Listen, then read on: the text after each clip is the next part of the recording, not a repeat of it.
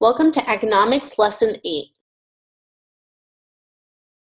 Competitive Situations.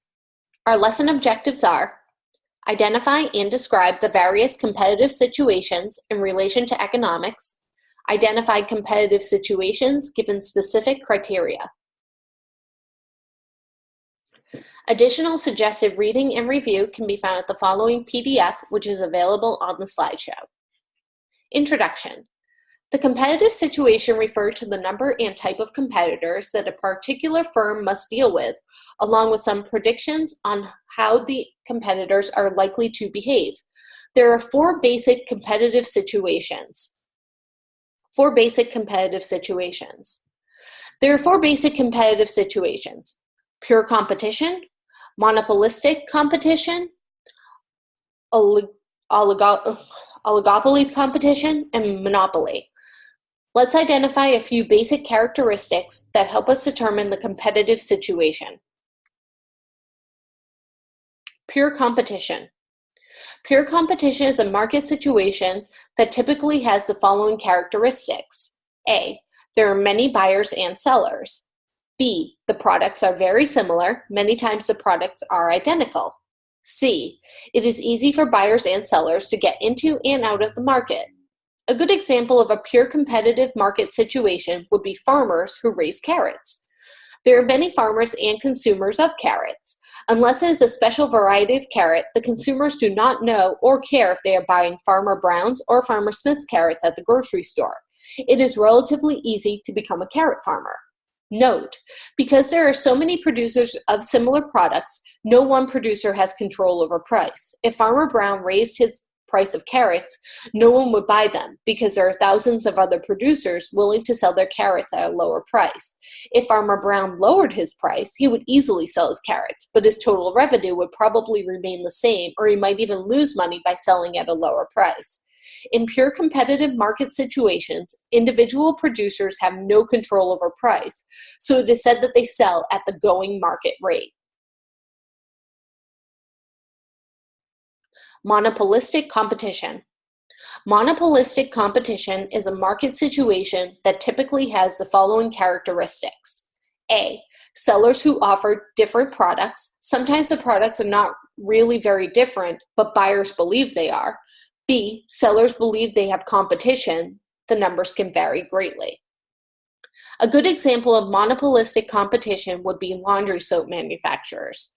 Most consumers believe laundry soaps are different. If you asked your mother or grandmother which laundry soap was the best, almost all of them would have a definite answer. However, Consumer Report did a study on the leading laundry soaps and came to the conclusion that there were not any significant differences among them.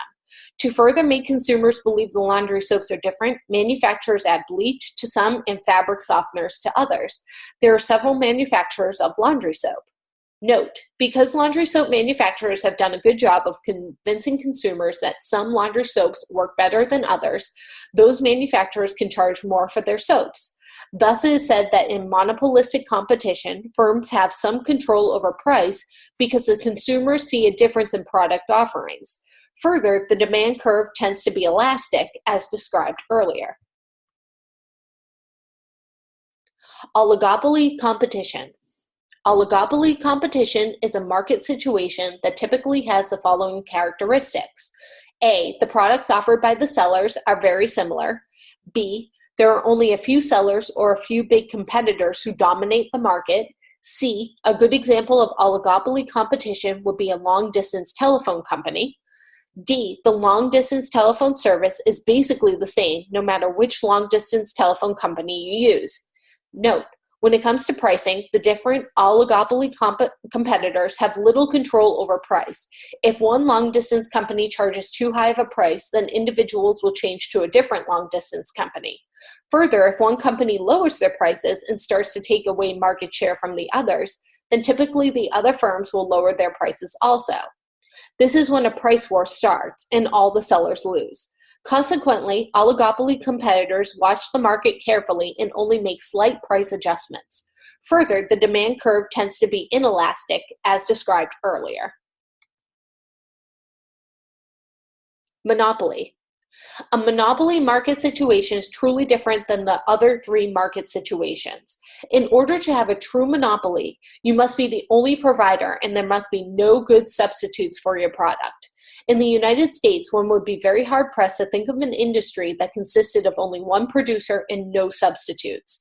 A good hypothetical example of a monopoly would be a person or firm that controlled all the fresh water on a desert island. In this example, you have one provider and no good substitutes. One provider, no good substitutes. Even though it is difficult to come up with real examples of true monopolies, our economy does have two other types of monopolies. The first is a government-granted monopoly. Most utility companies are government-granted monopolies. Many of us have only one local telephone provider or one electric company to choose from. There are substitutes for these products, but the substitutes are not very practical given today's lifestyle. B, the second type of monopoly would be a geographic monopoly. A geographic monopoly is when you only have one provider within a certain geographic area. People from small towns can easily relate to this type of market situation. In many small towns, there is only one grocery store, one dry cleaner, or one theater. These firms tend to have monopoly characteristics because they are the only provider and because there do not seem to be any good substitutes. What next? Take the time to go back and review the lesson on your own. After your review, complete the lesson review for the lesson and submit for grading. Remember, your submission should follow all the rules for standard written English.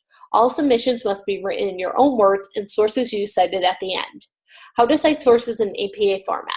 When you reference a source within an APA-style paper, whether it is using a direct quote, repurposing an image, or simply referring to an idea or theory, you should insert an in-text citation, the author's surname, and the date of publication within parentheses straight after a direct quote. CitationMachine.net will assist you in creating citations.